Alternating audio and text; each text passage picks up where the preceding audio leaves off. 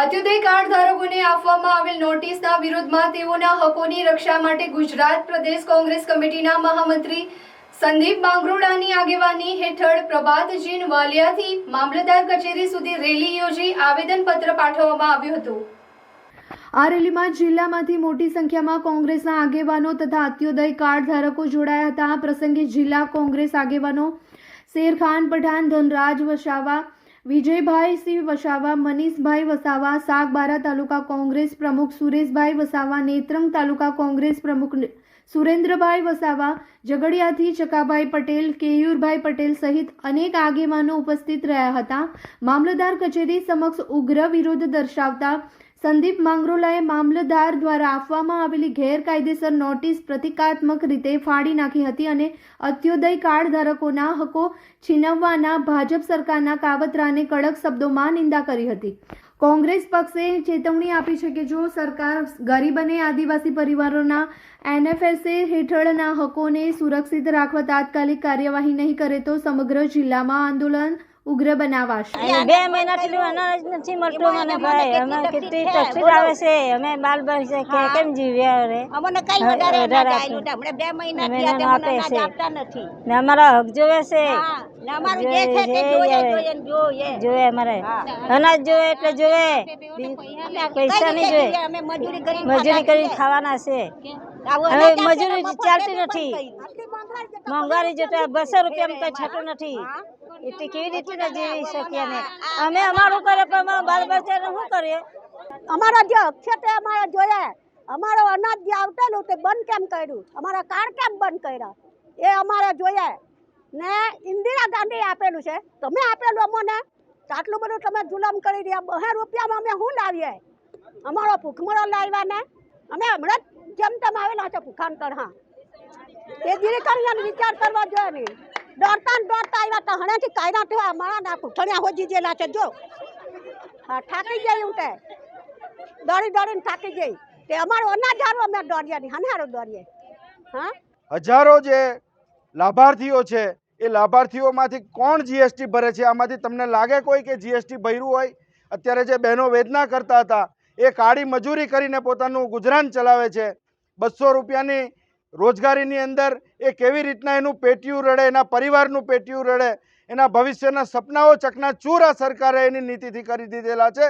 અને આજે જે રીતે આ પેસા એક્ટ હેઠળ આ અનુસૂચિ 5નો તાલુકો હોવા છતાં પણ જે ગ્રામસભાની મંજૂરી વગર મામલતદારશ્રીએ ખોટી નોટિસો કાઢી છે એને રદ કરવા માટેની માંગણી કરી છે। જો એ રદ નહીં કરવામાં આવે તો અમે કોઈ કાર્યવાહી કરવાના નથી, કોઈ જવાબ આપવાના નથી અને મામલતદારશ્રીની સામે અમે એ નોટિસ ગેરકાયદેસર હોવાને કારણે ફાડીને ફેંકી દીધી છે। અને આ સરકારની જો તાકાત હોય તો એક પણ ગરીબ આદિવાસીનું BPL કાર્ડ રદ કરીને બતાવે તો અમે આ સરકાર કેટલી પાણીવાળી છે એ એને બતાવી દઈશું। આગામી દિવસોની અંદર જો આના ઉપર કોઈ એક્શન લેવામાં નહીં આવે, કોઈ પગલાં ભરવામાં નહીં આવે તો અહિંસાના માર્ગે આ આંદોલનને વધુ તેજ બનાવી અને સમગ્ર ગુજરાતના ખૂણે ખૂણે આ આંદોલન ઉગ્ર સ્વરૂપ ધારણ કરશે અને એની સંપૂર્ણ જવાબદારી આ ભારતીય જનતા પાર્ટીની, મોદીની સરકારની, ભૂપેન્દ્ર પટેલ સરકારની અને તંત્રની રહેશે। અહીંયા જે મુદ્દાઓ ઉપસ્થિત કરવામાં આવેલા છે એ મુદ્દાઓની અંદર અનેક વિસંગતતાઓ જોવા મળેલી છે। અનેક લોકો એવા છે કે જે સંયુક્ત પરિવારમાં રહે છે અને આમ છતાં એની અડધો એકર પણ જમીન થતી નથી, તેમ છતાં એને નોટિસ આપવામાં આવી છે। ભણેલો ગણેલો આદિવાસી વર્ગ હોય તો સમજી જા, પરંતુ જેને આ સરકારે શિક્ષણથી વંચિત રાખવામાં કોઈ કામગીરી શિક્ષણથી વંચિત રાખી છે અને કોઈ એવી કામગીરી કરી નથી આ સમાજનું ઉત્થાન કરવા માટે, અને એવા લોકોને આ નોટિસ આપવામાં આવી છે। એ નોટિસનો જવાબ કેવી રીતના કરી શકે?